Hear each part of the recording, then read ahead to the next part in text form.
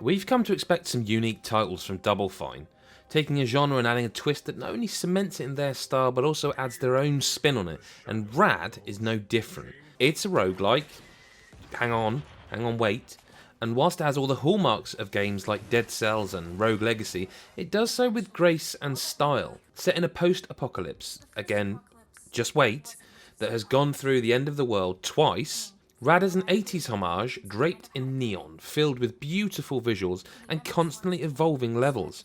RAD's addictive gameplay loop begs you to keep playing. And for saying the world is an irradiated wasteland, it's actually rather beautiful, filled with colourful levels doused in bright greens and pinks, along with a palette that's pleasing on the eyes. As you make your way through the isometric levels, you'll come across enemies that do a fantastic job of kicking your ass time and time again.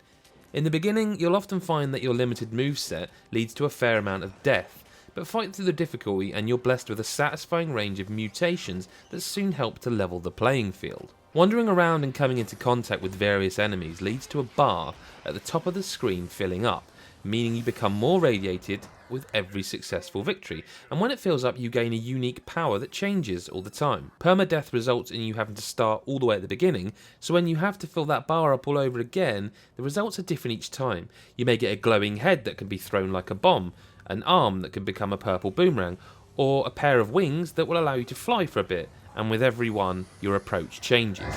Mutation acquired. Each new mutation makes you that little bit more powerful. You can also gain a bit more speed to help you move around the levels easier. You start with a baseball bat, which you can swing at enemies, and also ability to ground pound, but until your first mutation you'd be forgiven for thinking RAD's pretty underwhelming. It's already tough, and without a nice array of powers you're pitched against the odds from the offset. But that moment of realisation is incredibly satisfying. You're no longer struggling against a group of enemies, you've got a fighting chance, and this is when RAD is at its most addictive. You collect cassette tapes that can be used to buy yourself energy drinks that provide you with health, and also new mutations that once again make you more of a threat, but if you die, they'll all die with you. Thankfully, you can return to the hub world to store them in your own personal bank, so that if you do leave this mortal core, the next teenager you play as can pick them up and buy something fancy before re-entering the fallow.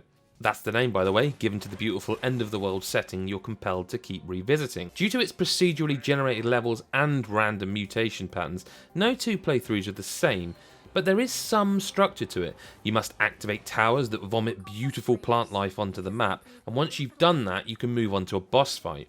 They become harder the further you get, but as long as you adapt to their patterns of movement and attacks, you'll be fine. The Binding of Isaac was successful at making roguelikes fun to play, and RAD has that similar reward, despite it being rather tough at times. You can take a breather from the intense battles often fought above ground in the underground tunnels. In these tunnels you'll find shops where you can buy items to aid your cause, and they'll also lead you to new sections of the map. They're not as pretty as the wasteland, but the break is appreciated. Of course there are some vendors outside the tunnels, but you can also find more mutations down in the tunnels. RAD is a fun roguelike that offers risk but rewards you in kind, and makes you constantly evolve with new mutations to aid you in the fight to save mankind. The music is wonderful, offering melodies that remind you of popular 80s songs, and the game's design is gorgeous. It's massively frustrating when you die, but when the only thing you really want to do is dive back into the addictive gameplay after suffering yet another death, you know you've got a great game on your hands. RAD is a great roguelike that constantly evolves to give you plenty of options the more you play, with unique mutations and a different world to explore on every playthrough.